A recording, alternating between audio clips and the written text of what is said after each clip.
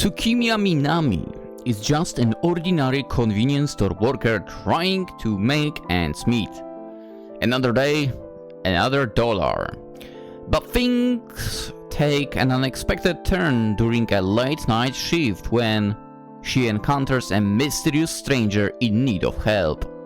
Against her better judgment, Minami offers her place to stay.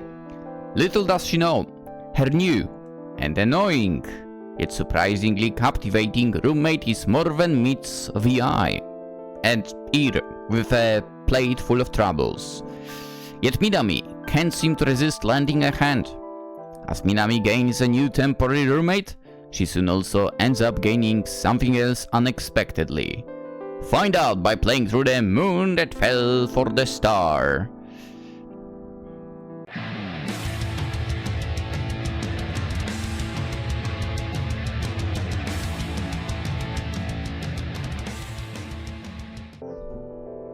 Hello and welcome! Lynx here, and we are going to play a game from the absolutely phenomenal team ANPIM. The moon that fell for the star. Yes. Once again, I'm late to the game for. To be quite honest, I feel like whenever I start like a little bit of a lengthier game, Team ANPIM releases a game of their own. Which in a way is hilarious. But yeah, this was released in... when was it released? December 1st. Last year. So as I checked, I was playing Chusotsu at that time. Technically not a very lengthy game, but still. And then, you know, kind of other games kept falling into my basket, and here we are. But we are playing it as usual, because, well, we played through all of those games. Yeah, they're really good. Also seems like a Team ANPIM has the 10th anniversary next year, which I'm guessing is this year. I'm not sure exactly what date that anniversary will be happening, but hey, whenever it happens, have a great one. Let's begin the game. 8:12, yeah. I flip through the magazine on the table as my coworker changes out of her uniform, ready to head home for the night. Her earring gets caught in her shirt. That must hurt. And she swears up a storm. The swearing is crass for an 18-year-old, just... I'll be honest with... I mean, come on, let's face it. It's the young ones that will curse more. The swearing just crass for an 18-year-old that just graduated high school, but I guess they're just built different nowadays. No, they aren't. It's always been like that, come on. Less filtered. I don't know about that. Maybe? Has the internet made them too comfortable? Maybe. But then again, I think, I mean, like, in every generation, the younglings will be cursing a lot. Especially when, well, obviously, when they are not around their parents and so on. Anywho. I skim through the pages of photos and text, but an exposé spread catches my attention with its big, bold, and bright letters accompanying a cute girl's face. It was the cute girl's face. It was not anything else that she said, that's for sure. Or more like that she thought. It was just the cute girl's face. Come on. Up-and-coming idol climbing the ladder through under the table method.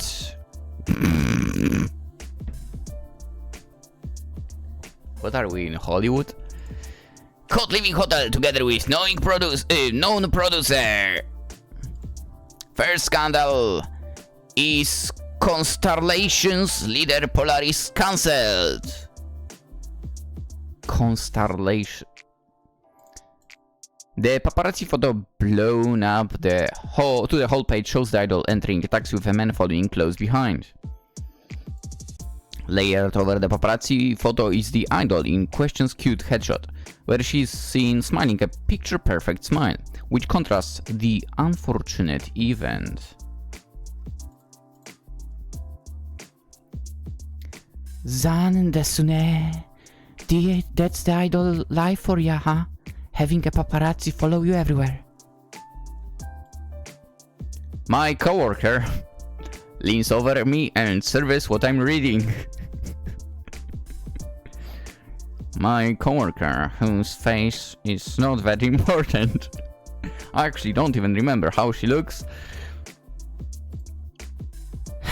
She probably slept with that guy to earn a favor or something.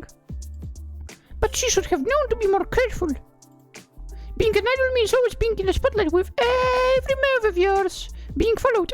She totally should have seen this coming. You practically can't do anything as an idol. Yeah. I mean, everyone probably knows, like, the stuff they have in their contracts. Like, you can't date and stuff like that. Yeah. I would say I kind of don't understand why people follow into being an idol or want to become one. Sounds like a pain. Like, so many restrictions. It's crazy. But hey, I mean, I guess there is money coming from that, at least. If it's worth it. Like, who knows? I study the idol's photo and begin to wonder just what goes on behind that faultless smile. I shrug. Hey, couldn't be me. I mean, is this the case of convenience store worker being way cuter than an idol? I would not be surprised. I think you could totally be an idol, the cool type.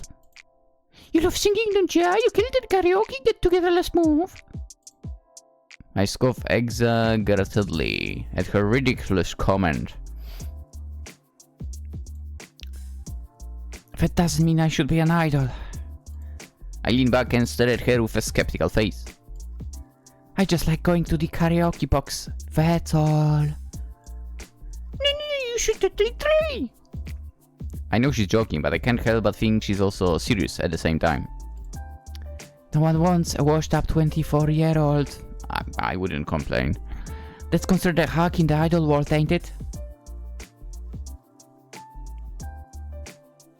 Then why go the idol road? Like, just go proper singer road. Right? Okay, I mean, is that not a thing? Don't they start off really young or something? Which makes it even more of a shady industry, doesn't it? No! There are plenty of older idols. Or if not an idol, you can be a pop star. I just said that. Of some sort, or I don't know, just a regular singer. I just said that. Yeah, whatever.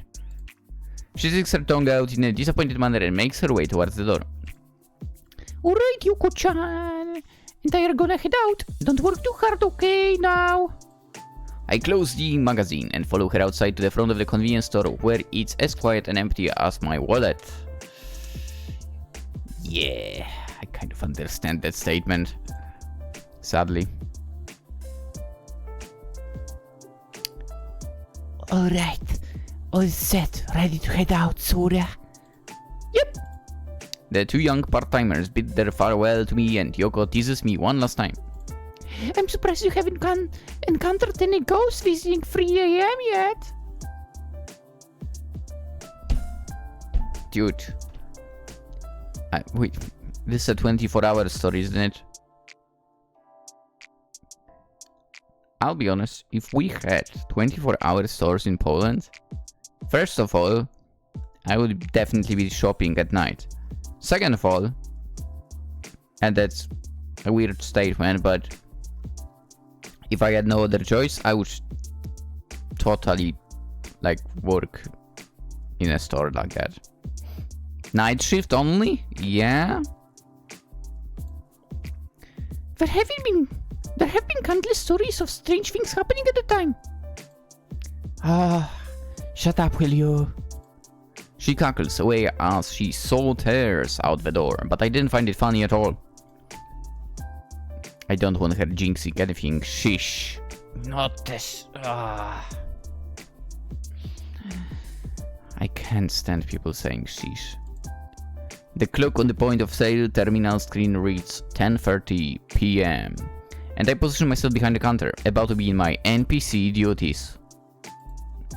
Now that the two have departed, I mean, it's not like you will have a lot of customers. I assume, maybe, probably, I don't know. Unless there are more people like me who would love to just shop at night. I'm only accompanied by the light hum of the fridges in the store. I never asked to do graveyard shifts.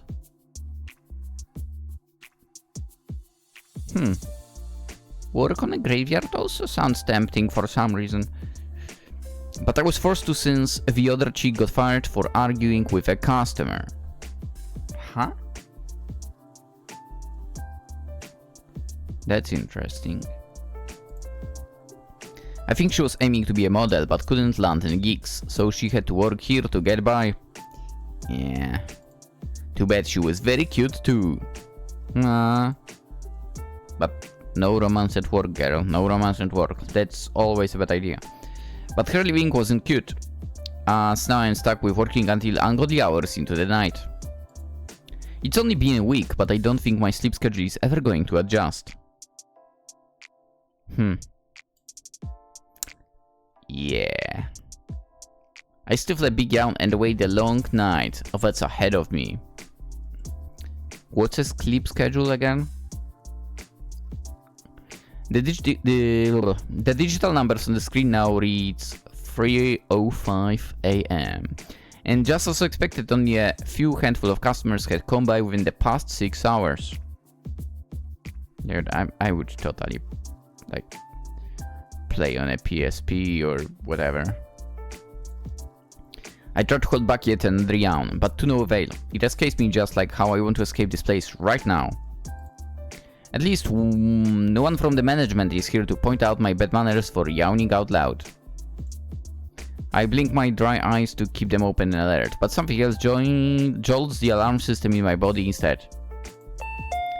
The ring of the automatic doorbell resonates through my ears and a figure walks into the store. Oh my god. Irashimaise, or whatever you will say. I cannot pronounce that, sorry. Okay. Alright.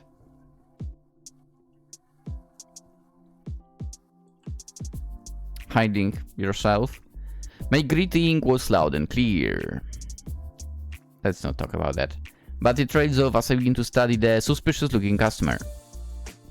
Despite being the peak of summer, the person is wearing a baseball cap under the hood of their hoodie. Or under a knee-length jacket, their face shows virtually no sign of skin whatsoever. A pair of big sunglasses and a mask covering it all. They're essentially covered from head to toe. Heck, is it even a person? I suddenly get the shivers down my spine. I do say that 3 AM is when strange things start, right? I don't know, maybe. Could this be? No. There is no way that Sora is right. Now that I study them closer, they just look like a normal person dressed for the wrong weather. Clearly a she, by the way. I keep my eyes on the customer as they walked around perusing the shelves. They continue walking up and down the aisles as if they're unsure of what to buy. Dude, it's clearly a she, I don't care, whatever. It might just be a strange customer, but I keep my guard up anyway. Please let this just be a weirdo who has a rare immunity to the heat or something. She stops at the cold food section and grabs an onigiri alongside a bottle of Cola Zero. Of course, from the fridge. My posture straightens up as she walks to the counter and I feel myself take a big gulp as she approaches. Ooh. Please let them be normal. Let her be normal, please. The customer gently drops the tuna onigiri. Ah, tuna, you. And bottle of pop on the counter. Do you have a points card with us? I hate this question so much. Every time. Ah, no, sorry, in the other wallet. Come on, I'm a man, I only have one wallet. You know that. The mystery figure shakes her head. I put on a customer service smile like all's right in the world and ring up her items. Your total comes to 600 yen. How would you like to pay? Without a word or even a nod, she drops the cash on the tray. The hand that reaches out to the cash tray is one that seems small and slender, with outgrown, painted nails. Seeing somewhat normal-looking hands helps me relax a little bit. Whew. I was hoping she'd say something, but it seems she's more on the quiet side. Whatever, I've just got to get her out of here as fast as possible. Once the transaction is done, she briskly takes her leave into the dark night, just as I wished for. I subconsciously shiver once more, hoping again that she didn't place a curse on me or something. Or anything. I blame Sora for putting those strange thoughts in my head. Screw her! Luckily for the next few remaining hours of my shift, there aren't any more customers or weird happenings. Oh, do you, like, switch with someone else before the rush, the morning rush? Just the usual. And with that somehow I survived yet another long night.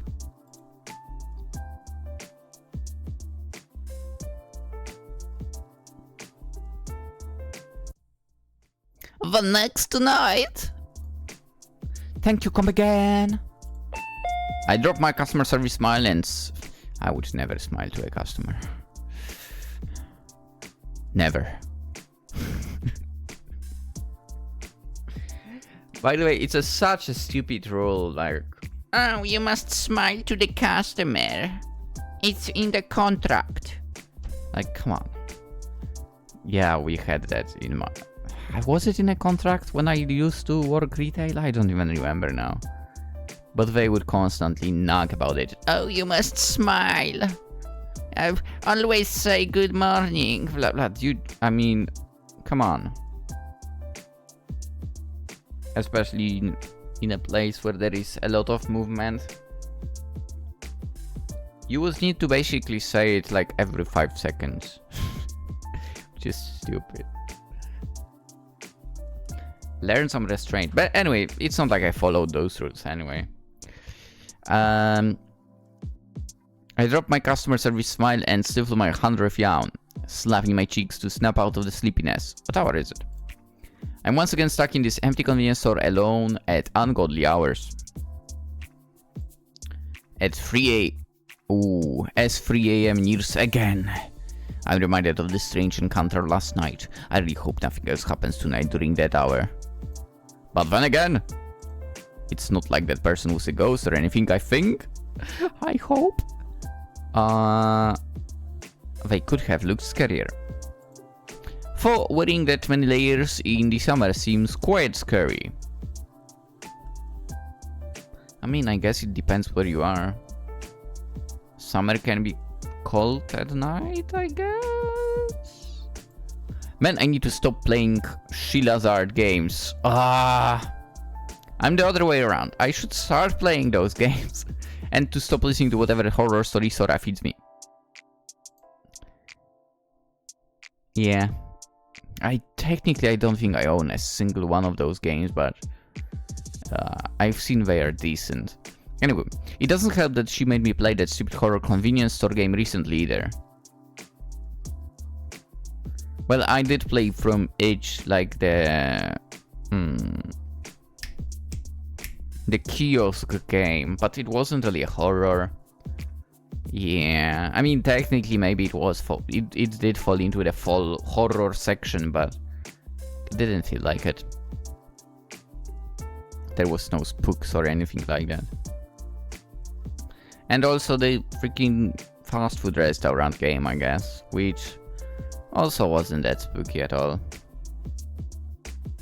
They were short for at all, so yeah, whatever. Okay. But it's not like I expected to be working graveyard shifts.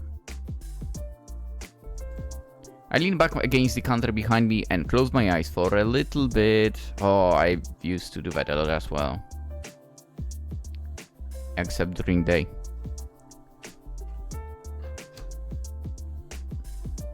There probably won't be another customer for another 2 hours, so I can take a quick nap while standing up, right? Yeah. My rest gets cut short when the door chime rings loud and clear, creating an echo in the empty store. I jolt and stood up straight, ready to get to greet the customer. Irashaimse. That was terrible, I know. I try to upkeep my smile, but I can't help but falter when I see the same mysterious figure clad in the exact same outfit. She ignores me and heads straight to the cold food section, where she picks out the same tuna, onigiri, and bottle of Cola Zero that she bought yesterday. Huh. You know what's not funny? This was also, now that I think about it, basically me on delegation. Because I would refuse to pay for foods in the, like, hotel restaurant. Yeah. Basically the company would, okay, we are gonna pay for the hotel room for you, of course, yeah. But they wouldn't pay the meals. And obviously the hotel meals are freaking expensive. For me at least at the time. So I would just go to buy stuff at convenience stores. Yeah. Or supermarket. Yeah. Way cheaper. Anywho. Without even so much as looking at the other products, they walk straight to the counter and hand over the goods. I say my usual line that's been ingrained in my head for however long I've worked here for. Look, what the points? Do you have a points card with us? And they're a shake of their head, exactly like yesterday. Like clockwork, I ring up the items like I do for any other customers. However, I try to take a closer look at this hoodie-clad stranger. Now that I think about it, obviously during the day, you probably would not recognize the customers that often, given the fact that definitely there will be more of them. But if you're on a night shift and someone comes in, it would be ingrained in your memory, wouldn't it? As expected, I can't make out any features due to the huge sunglasses and face mask, but underneath their baseball cap, I see a little bit of brown bangs peeking out. My little checkout session ends abruptly as they turn their face away immediately, sign that I probably looked for a second too long. I nonchalantly go back to doing my duties and pretend nothing happened. Your total comes to 600 yen. How would you like to pay? They fumble with their wallet and I again see the outgrown painted red nails. The hands of the mysterious entity are small and mostly hidden underneath the long sleeves of their oversized jacket.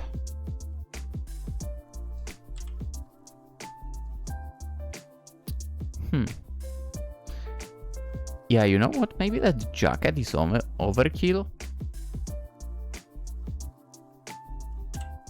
Wouldn't the jumper be now? The hands of the mysterious entity are small and mostly hidden underneath the long sleeves of her oversized jacket, yeah. Now that I notice the small hands, I've come to notice the small frame too, especially under all that baggy clothing. They drop the coins in the coin tray and I continue on with the transaction. Should I strike up some small talk, huh? Well, never mind. But without even taking the receipt. I feel like I'll always take it. I mean, you need to take it when you also go to, like, self-checkout, right? To basically pass through the gates, at least. They speed walk out the door without giving me so much as a chance to talk about the weather. Must be in a hurry. Maybe she starts the shift at like 4 AM, which is ridiculous behavior. Dude, it's crazy. Which, not a funny fact. Or, not a fun fact. If you work in a supermarket or whatever. Technically they open at 6 or whatever in Poland. But people actually go there at like 4. Like, holy crap. How are you doing that? It's crazy. You'd what? You would need to go to sleep like 6 PM maybe? Maybe 7 would be okay? Dude, no. That's no. Not possible. It's ridiculous. Maybe it's for the better that I didn't talk. They might be so into it's bad news or something. For just how are they wearing so many layers in this heat? I usually don't care about anyone like this, as I see customers to go in and out every day, but there is something magnetic about them that I can't shake off. It's like they have some sort of power that draws attention to them, despite dressing inconspicuously. Well, I guess they aren't so inconspicuous if they're dressed like they belong in the North Pole. What do I even care? Not my problem. The door chimes, accompanied with a big group of what seem to be foreigners speaking English! Holding out cameras and talking loudly, shaking up my thoughts. Oh no, not them. Are they MeetUbers? Oh no. They actually might be scared than the customer just now. I've forgotten all the English I've learned in those few years in high school. But customers are customers. No. Those guys that entered, they are not. Call the police right now. Irashaimase. Oh, that actually might have worked well. Thankfully, the rest of the night was peaceful without any more weird happenings, which is just how I like it. I was only asked to do these graveyard shifts for a total of 2 weeks. So hopefully after next week I can go back to my normal schedule. We'll see about that.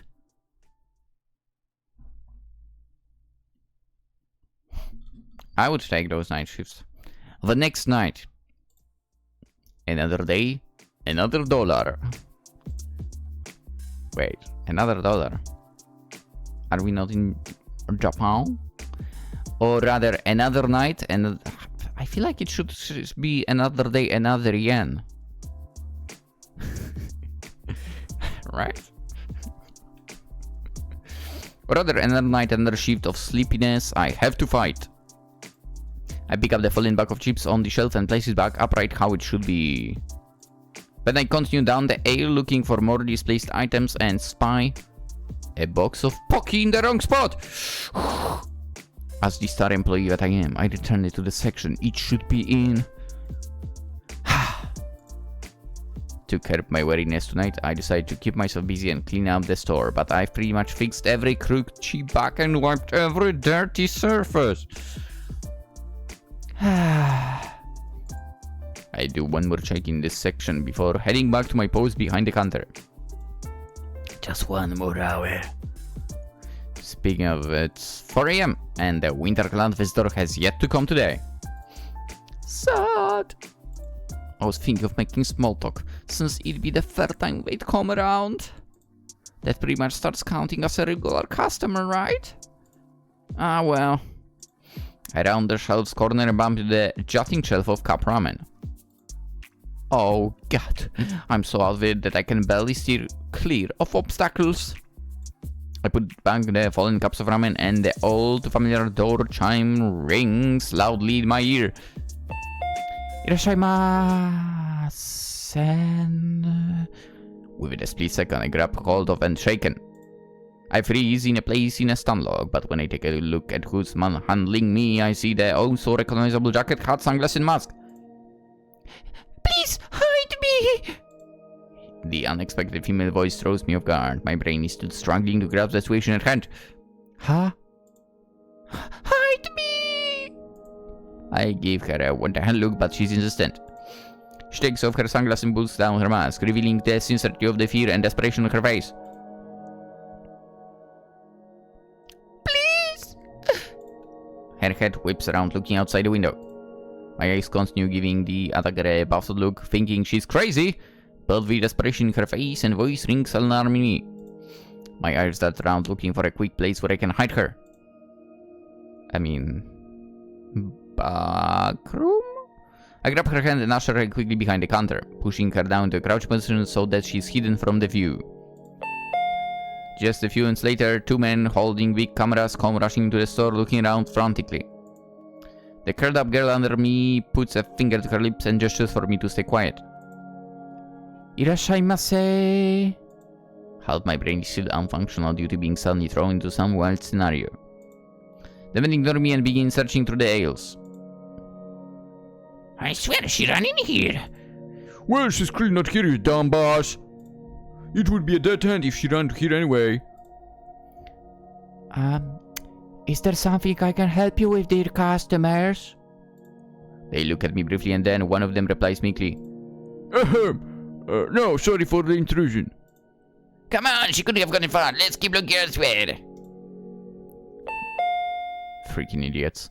Just as fast as they storm in, they run out in search of who I assume is sitting right next to my feet. I wait until they're gone for sure, then check up on the little damsel in distress. The runaway fugitive is balled up, shivering with wide, fearful eyes, and her hands over her mouth, as if just one exhale would have given her hiding spot away. Her long hair under her cap is disheveled, with strands all astray and bunched up under the hoodie. They're gone now. I coax the girl to get up, but she stays there, now burying her head in her pulled-up knees. She starts sniffling, and all I can do is stand there and watch her. Ah, man, I'm so bad at comforting people. I rub my neck out of nervousness and try to figure out what to say. Are you okay? No reply. What the hell do I say in this kind of situation? A good 2 minutes of silence pass and I look down to find her still crying into her knees. I sigh and walk out from behind the counter looking for her favorite food combo that she always buys. Maybe that will cheer her up if my words can't. I'll pay for it later. I kneel down to her level and hand over her to Nanigiri and Cola Zero. Here. I nudge the food on her arm to get her full attention. Her head springs up, showing her puffy and red tear-ridden face. The girl looks at the foodstuffs and then at me. I point the onigiri at her, encouraging her to take it. She cautiously takes the unpaid food out of my hands and holds it close to her. I don't know what's going on, but I'm sure it'll be okay. Probably. Okay! How is it going to be okay? They know where I live now. I can go back home. I have nowhere else to go and I can be in public right now. The sudden outburst takes me aback, as if I just got yelled at by my parents. We stare at each other for a moment, and then she continues sobbing to her knees again, all while still holding her onigiri. How do I stop her from crying? I'm so uncomfortable and I hate seeing girls cry. Her sobs are now more audible now, and I pray to God that no one enters the store. I can't deal with a crying girl and customer at the same time. Understandable. This was not a part of my job description. Yeah. Out of desperation to get her to stop bawling, I tried to help her with a half-thought-through solution. Well, if you don't have a place to go, you can crash at my place. What? You just drop a bomb like that? Okay. The crybaby goes quiet, but her sobbing hiccups fill the silence. She takes a few minutes before replying with her bloodshot yet striking pair of eyes. Do you live alone? What a weird question. Yeah, why? Well, the more people that know where I am, the more of liability it is. Gee, just who are you? Her purple wine eyes open wide and peers through mine as if I said something ridiculous. You don't know who I am? Ah, you're the girl that comes in at ungodly hours wearing winter clothing at the height of summer and only buys a single tuna onigiri with a cola zero. Somehow that makes her face brighten up. You don't know who I am! I give her a weird stare, starting to debate whether or not I should retract my offer. Then, let me stay with you, please! Her hands latch onto my shoulders once again and grip them tightly. Her eyes burn to me, make me feel like my choice of answer is either yes or... yes. You already asked her to stay with you on your own, so... it's game over. I break from her gaze and look to the side, trying to utter a no, but her captivating aura swallows me whole. Yeah, that's what I offered, right? Thank you, thank you, thank you, thank you! She hugs me tightly, catching me off guard once again, and I feel her powerful embrace with her wet face against my cheek. I awkwardly push her away to regain my personal bubble. Ahem. I fixed my wrinkled sleeves, caused by her death grip earlier. Okay. I could let you stay at my place for the night, but I can't let you stay behind the counter any longer. If my coworker sees this, I'd have a lot of explaining to do. I also have to change and get ready to punch out. Wait, your coworker? Yeah, she should be arriving sometime soon. In a flash, she ties up her hoodie and dons her sunglasses and mask. I can't be seen! I'm gonna hide at the hot water bar at the back. Let me know when you're finished with your shift. As if on cue, my coworker comes in and heads straight to the staff room after a brief greeting. Otsukare. Otsukare. The hooded girl shrinks away to the self-serve area of the store, hoping to get away from my coworker's line of sight. My eyes wander to the strange girl now situated at the back, eating the onigiri that she ended up paying for. She wants to say I'm conspicuous, but her outfit makes her stand out even more. I kind of can't help but snicker at how dumb she looks. She's lucky it's air-conditioned in here. I'm counting down the minutes until I can leave because I'm exhausted. At the same time, I want each minute to drag out because soon I'll have to be living with a temporary roommate.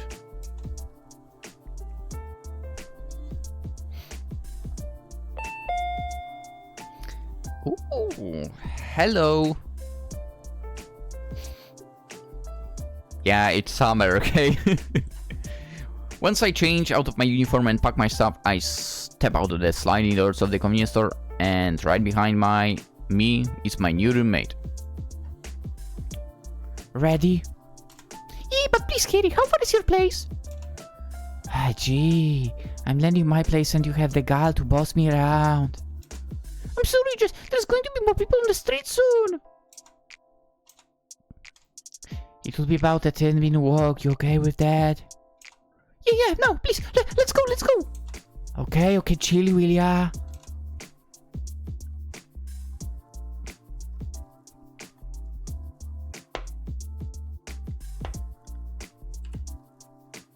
Ooh. Oh, she has an apartment with like what's it called? Like basically the freaking area above. What's it called? I keep forgetting about the name of this. Whatever, but basically usually people I think sleep there. Which I would do like that. Except it seems kinda dangerous because there is nothing to block your way and... Dude, falling from there would not be fun. Anywho. Ojamashimasu! I lock my door as the girl advances through the kitchen hallway and into the living space. She serves the place and takes a peek at every nook and cranny of my humble old little apartment. The drawn curtains create a dark cast over the place, save for the sliver of light shining through the crack. You can hear the subtle drip from the kitchen faucet every 10 seconds, creating a sort of calming metronome effect. It's a relatively old and tiny place, but I've grown to love it somehow. It's so tiny! Yeah, and? In a cute way! Wow, you have a loft! Loft! That's what I was thinking. Yes, thank you. Grabbing the side of the step ladder, connecting the ground floor to the small loft, she takes a step up to get a feel for the unusual route to bed. I've bumped my head on the ceiling one too many times, but I do like having a separate space for sleeping. Yeah, it's a good thing. I don't have that, which is annoying. Yeah. Like sleeping in the same place or room where you also have like PC and so on. Not good. But also if you don't have the possibility to like, you know, basically switch that, well, you have to do. She continues going around the 11.92 square meters sized apartment in Ave and notices the big dusty untouched electric guitar in the corner next to the TV. Whoa, do you play? No. Out of shyness, I rub the back of my neck, thinking back to why I even have the guitar in the first place. I bought it thinking I'd learn, but never got around to fully diving into it. Should you have started with an acoustic guitar first? I thought electric was cooler. She giggles and I scold till I'm pressed to the max. Hey. You can't blame me for thinking that. It's true, don't you think? Yeah? Her gaze lingers on it for a while, but drops the issue as I continue my quest to give her a makeshift bed. I begin to pull out the folding floor couch and it transforms into a mini-sized bed, complete with a blanket and spare pillow I grab from the closet. These really come in handy for drunk friends and now for supposedly runaway criminals. Yikes. I floof up the pillow and place it at the end of the sofa and bed alongside the folded blanket. You can rest here for today. Sorry, it's nothing fancy, but it will do. Without a second thought, she immediately plops on the grey bed and makes herself right at home. Her face is full of bliss, having something soft to sleep on after a presumably long night. Thank you! I'll definitely reply you soon. Just let me know what you... In seconds, she falls asleep, fast asleep, in mid-sentence. How? How did you do that? Teach me. Who knew that could actually happen? Her soft snores soon fill up the little apartment, joining in with the faucet in the back. I breathe out a small sigh of concern for this unknown person. Must have had a long night, huh? I feel ya. As gently as possible, I unfold the thin blanket and cover just up to her waist, fearing it might get hotter later in the day. Does she need a cover for? I mean, look how close she is. Come on. Seeing her in a dreamland elicits a yawn of me, and I soon make my way to get ready for bed at 6 in the morning. 6 a.m. in the morning. Come on. Even if the birds chirping outside sounds nothing like a lullaby in the least. No. No. The birds chirping at 6 a.m. they sound like an annoyance. Nothing else. I can't stand birds in the morning, man. They annoy the heck out of me, always. Anyway, I don't know, maybe we'll go into night shift or whatever. But, well, the schedule for our girl works kinda differently. So we'll jump to the next day tomorrow. Nice PJs, by the way. Cute. Our girl is a cutie pie for. Yeah. As I said, like, you know, hey, the cashier in your 24-hour store probably is cuter than, like, the idol you see on TV or whatever. Which is not really much of a surprise. With that being said, let's end it for today, and we shall continue playing The Moon That Fell for the Star tomorrow. And we'll see where this is going. We will see where this is all going. As per usual, of course, the game is linked in the description. So, well, you know how you can speed up your way through the game. And what else is... you know, as per usual, you can consider liking the video if you enjoyed it. And if you are fresh around, you can subscribe and so on. Always very much appreciated by yours truly. And with that being said, it's the end of the video. I wish you all a wonderful day. Bye bye.